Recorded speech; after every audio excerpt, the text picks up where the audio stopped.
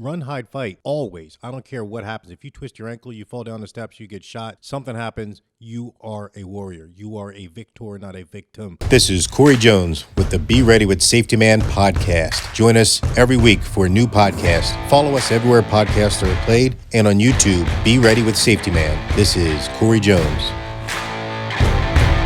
Welcome back. Welcome back to the Safety Man podcast. The Safety Man podcast. I'm Corey. I'm here with Anthony. Safety Man podcast on YouTube and everywhere podcasts are played or sold because we want to monetize, right? Yeah, we're looking for a sponsor. We're going to get there, but we're enjoying the ride. So, whatever happens, happens. But I like doing this. We've been getting good feedback. We're coming up with new ideas every month. Things that, you guys have said to us, or I've seen some comments. So we got some things we're going to work on in the future as well. Yeah. But today I thought would be a good one. Hollywood myths in the police world. Movies, they sell you this story, right? Yeah, and people watch these movies, and then unfortunately they think that's how police world is. And, I constantly see comments on news articles and they say things and I'm like, so this is like a little education to kind of, give a couple things that we see or have seen over the years. And we want to kind of say, this is not truth, or there's maybe not 100% truth to it. Yes. Maybe based in real life. Number one. I can't wait. You don't just roll over and die. If someone gets shot one time, they're not going to just roll over and die. Yes. That's the big, old cowboy westerns. Boom, shoots them. And then does the whole dramatic and falls down and, dead. That's Hollywood. That's Hollywood. Okay. And so a lot of people think that, though. They think, one shot. And even like major organs, getting hit, or, there was that politician that got actually a headshot and she still survived. Like the modern medicine and, things that we've had, technology, it's, that is not the situation anymore, And we did the Tourniquet podcast. We talked about stopping the bleed, and that's part of it as well. Mm-hmm. And when I teach active shooter, I always tell my clients, run, hide, fight. Always. I don't care what happens. If you twist your ankle, you fall down the steps, you get shot, something happens, you are a warrior. You are a victor, not a victim. Don't let Hollywood tell you how you're supposed to react to a major trauma to the body. Your brain is stronger than you think, and you could probably fight longer, stronger, harder, and faster than you give yourself credit for. Yeah, definitely check out the Tourniquet video we put up a couple months back, because that helps you out a lot. But that's definitely number one, either way. And that's the same thing goes as well. You are trained to stop the threat. When you're shooting a deadly armed suspect or whatnot, you're trained to stop the threat. And people see in the news media, why did that officer shoot him 4 times? Why did that officer shoot him 5 times? Because guess what? He might still have that weapon. He might be able to fight through it. If he has a warrior, or she has a warrior mentality to fight against you, you need that warrior mentality to fight back. Or if they're under the influence of drugs. Yeah. There's a lot of drugs shut off the pain receptors, so they don't know that they've even been shot. Yes. And their brain isn't going to tell them that. The only time their body stops is when it physically can no longer function. It's like if your car doesn't feel pain, but eventually, if you don't change the oil, it will stop. Yeah. And the red light will probably come on, right? That check engine light. Yeah. But yeah, that's the number one, is that people think like someone gets shot once and it's like they roll over and die, and that's not the case at all. Number two, and I haven't seen this list yet. Yeah, so I'm kind of just throwing some things. I put about, I think, 7 or 8 things together. So number two, and we talked about this before a little bit, but how many Hollywood 1980s, early 90s posters you see this with the A-star celebrity with the gun pointed up right next to his face, right? Like this, Lethal Weapon. Lethal Weapon. That's the first one that comes to mind. But there's a lot of them. If you Google, you'll see the back-to-back, and the look like this. But now there is a high ready. Okay, you want to explain what a high ready is in shooting? High ready. If you're watching this, if you're listening to it, my hands are up in front of my face, so the gun's in my peripheral, so I can see my weapon and I can see where my threat area is at the same time. So that's one reason you might see some people in the Special Forces community, some former Navy SEALs are teaching a high ready. They can explain it. If they train that way and that's how you train, that's okay. But Hollywood's doing it just so they can get the shot. And what we want, Anthony and I, is if you're going to learn to shoot the right way, we want you to be able to be consistent with it and not have to try to make up different things as you're going along. Yeah, and the reason that they take that, picture shot or that focus shot that the guy's got the gun like literally an inch from his face or his, his earlobe basically as he's moving, it's because they're focusing a shot. They need to get the shot, and when they have the A-list celebrity with the gun next to his pretty face. That's what sells, movie trailers and clips. They don't want to see like the guy with his arm all the way out, over there, and they got to focus the shot that way. It's a clearer shot for them to do that. So unless you're taught in like certain high ready skills, that's probably not a way you want to be actually handling the weapon. Yeah. And you don't want the loudest explosion box right next to your face either. You know what I mean? Yeah, it's good not to have the barrel close to your earlobe. That kind of helps too. They're pretty loud. My next one. There is no such thing as unlimited bullets. No unlimited ammo. Except for Star Wars. Star Wars. Well, I mean, the laser gun, maybe. Yes. we don't have that. We don't have those. I mean, maybe they do. They haven't given it to us yet. We haven't seen them. But, I mean, how many times you watch a movie where, like, a guy or a girl shooting, like, 35 shots out of a Glock, and you're like, no. Nope. So, in New Jersey, as a civilian, you can only have 10-round magazines for your semi-automatic pistol or rifle. So you're going to maybe have to invest in some additional magazines, a magazine holder, and learn how to properly do a speed magazine change, right? Yeah, I mean, that's the one thing I see in movies. Very, very rarely do you see them ever do a magazine change. Like, it's, you're like, okay, he's 25 shots in right now and still has not done a magazine change, or the one movie that is actually picked up and I appreciate a lot is John Wick. You've seen the John Wick movie? Oh, yeah. Yeah. I hear he's making another one, too. Yeah. Oh, so that's actually coming out. John Wick 4 and Matrix 4 are both coming out on the same day, apparently. Wow. Yeah, so it's going to be like a double Keanu feature that day. So I plan on just clearing my whole schedule for that day. Getting lunch, ordering it, bring it to the theater, just make a day out of it. There you go. I'll tell my girlfriend, Liz, I'm sure she's not going to want to sit through like 4 or 5 hours of movies, so I'll tell her, I'll see you tomorrow. Yeah. But when the first time I saw John Wick for the first time, and you're so used to just like over the top shooting and just ridiculousness, I watched him. I was like, wow. I was like, someone trained this dude. Like someone legit trained this dude. And I looked it up on YouTube, and sure enough, he's been trained professionally by like some top notch shooters in the world. And so when you watch him move, his dynamics of how he's operating, I mean, you get an appreciation that, okay, this guy's actually been trained. Right. And you actually see him do magazine changes. Yeah. And why is he so crisp? Because of repetition. Yes. Right? Because he trained over and over and over again. That's why it looks so good. Mm-hmm. He's trained over and over again. Yeah, he did some high-level training. So this idea came back because we actually were out shooting, and, I won't mention any names, but we were out shooting together with some people, and we talked about this. The blowback over-exaggeration. You want to explain that? Yeah, so the recoil, when you fire a pistol, most caliber pistols that we shoot, 45, 9mm, 38, the gun is barely going to move. If you learn how to shoot properly, if you listen to the way I train you how to shoot, there's not going to be that much recoil or that blowback. The gun doesn't go flying up in the air, all those type of things. I could put a gun in your hand that would do that. I could give you a 50 caliber Desert Eagle that would do that, but that's not a practical gun. Nobody's going to carry that. Yeah, and I think people watch those videos and they don't understand the different levels of ammo and the different styles of weapons. But yeah, so the guns aren't always going to Dirty Harry, blow you like 3 feet away. Like, you're going to have very little recoil. You're going to feel it, but, the over-exaggeration, and people kind of anticipate that when they first start shooting. They think it's going to be like that. Well, now you're saying bad words, the A word, the anticipation word. Every firearms instructor's worst nightmare is that anticipation. If you're coming to Safety Man for some gun training, remember, trust me, I got you. I'm not going to let that gun hurt you, okay? Don't anticipate the recoil. My next one is that in the movies, they're the best shooters in the world, and they never miss. No. They never miss, right? Other than me, I don't know anybody who never misses. I don't. Okay, so I should have done my homework, and I apologize to you guys. Maybe I'll look it up and I'll put in the stats below. But like officers miss, like 1 in 5. Is that what it is? The hit ratio is 1 in 5. We've been throwing that 20%. stat around since like the late 90s, but it's about 1 in 5 rounds actually hit.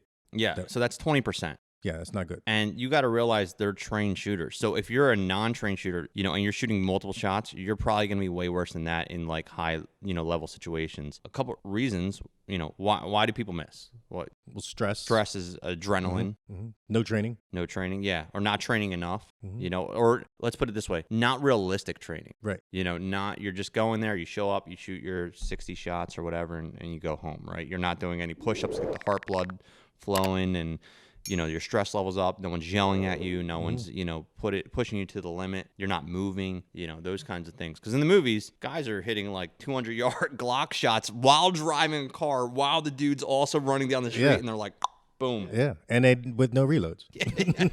With no reloads. I guess, it's Hollywood. It's Hollywood. Yeah, shooting is a little more precise than that. You have to train under stress. That target's moving, you're moving, your heart rate's up. You don't have that time to take a nice well-aimed shot. It's happening that fast. And it's, a lot of movies, because it'd be very boring. I mean, you have some old westerns, but it'd be very boring if two guys were just like, shooting, real slow style. So obviously people are running, people are moving. It is this is something that you need to know. It's very hard to hit a moving target, especially with a handgun. Very, very difficult with a semi-automatic handgun to shoot a moving target, especially one that is moving away from you. Very, very difficult. In the movies, they make it look like it's the easiest thing. Yeah. you when they want to. Other times they make it the opposite. Like the good guy can always shoot really accurately. The bad guys, who's this super elite team that they bring in with the rifles, and they're always like a step behind the bad guy. I mean, the good guy, our protagonist, he's like, do, and you'll see the bullets hitting just behind him as he's running across the street. I'm like, really? This was your team? You flew them in a special airplane. It's like, and they missed. We're going to talk about Disney in the future, but in a future podcast. Well, I don't want to give away too much, but I don't know if you're a Star Wars fan, but stormtroopers are like, it's like a joke. They're the worst shooters in the universe, like in the galaxy. They're so horrible. But they look so cool. This is more of a police situation, but I want the general public to understand this because they read in the news and then they kind of make a judgment about it. If an officer is involved, I mean, for most states, I would say, definitely New Jersey, if an officer is involved in a shooting, they don't go back to work right away. No. Like you watch in the movies, a dude will shoot somebody and then be in his captain's office like, yeah, all right, what's our next duty today? Like that's not how it works. Not even close. Not even close. I mean, there's a whole process. I mean, and a lot of times people see that we'll say officers are on leave and they think that they did something wrong. And that's not the case, most of the time. It's just that they have to review the incident. They have to review, all the evidence and whatnot. And generally, the officer also needs to go through like a psych eval. Because he or she is going to be stressed. He used deadly force, and his life may have been in danger, and he may have taken a life or caused serious injury. So he's going to be stressed. I don't know if I want that officer working right away. So we definitely want that officer to have some time off to decompress. Mm-hmm. And so, you watch a movie like Bad Boys, they'll shoot like 12 people in the morning, and then they're on another assignment like an hour later, and that is total Hollywood. Like, you get involved in a major shooting, you're not going to be back on the street probably for months, to tell you the truth. It's sometimes weeks, but sometimes not months, depending on what the situation is, especially in today's environment. Everything's kind of reviewed with a microscope at this point, so when you see in the paper that an officer's on leave, don't just, accept the fact that he did something wrong or she did something wrong. No, that's standard practice, is you're on leave, administrative leave during the investigation. And that's what they'll call it, administrative leave. And that's just basically what it means, is that they're going to go through the whole process. Because, again, you don't want an officer to come right back to work after they've been through a major incident as well. Even if they've done everything exactly by the book. Right. It's a lot to process. It is. It is. It's a lot to process. So this one is the CSI Effect, they call it. Okay. CSI, the TV show, crime scene, Investigation, yep. So collecting crime scene evidence, it's a long process. Again, it is not something, and that's one of the things you get people, right? They tell you, can you run the DNA on this? Can you do, Yeah, they collect it for you sometimes. I found a cigarette. We'll put it back. Leave my crime scene alone. People think, first off, that everything can be tested for DNA, everything can be tested for fingerprints. Again, that's not the case. And the other thing is, a lot of these labs, unless it is a high-end major Hollywood, I don't want to say Hollywood, but first-degree murder, press, even that would take a week or 2 weeks to run. It can take some time. Run through all the evidence. It's not like you see in the movies where there's a guy that works 24/7 that's just constantly going through DNA, like he's waiting for the next thing to come in. And he's got no other backlog. No backlog. The other thing, too, is, and a lot of that show is like, you see, I mean, I get it because they want the characters to overlap, but very rarely do characters overlap in real life. So, for example, you collect the evidence, right?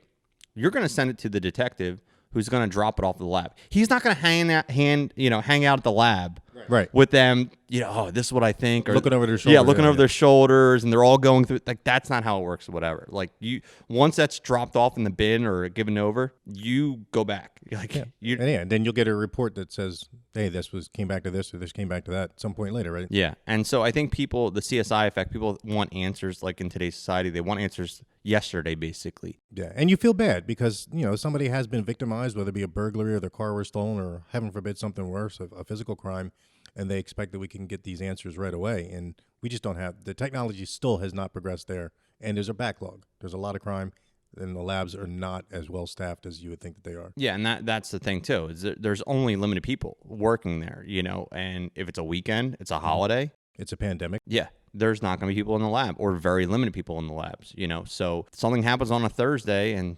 so-and-so has a vacation day Friday, and then they come back on the Monday and they're backlogged. I mean, it's going to take almost a week before they even see some of that evidence. Yeah. So A startling fact too to echo this, which is should cause people to want to call their council people. There's major cities across the United States where there's sexual assault DNA kits are years in backlog, haven't even been reviewed yet. Yeah, and it's because there's just not enough people doing the work. It's not against the technicians. They're not, they're not hanging out there like watching TV, like they're working. It's just and that's the thing. It takes a while to process a piece of evidence. It has to, and that's the other thing. It has to be done exactly. If there's any chain that's messed up, like they leave it, they can't just like leave it somewhere. They have to write down everywhere as it goes. They take it out of the bag when they put it back in the bag. All that time is very time consuming because once it goes to trial, if there's a lap in the chain of custody or evidence, there's a little minor flaw. As you remember from the O.J. Simpson trial. Yeah, right? It's out. They throw it out. It's gone. If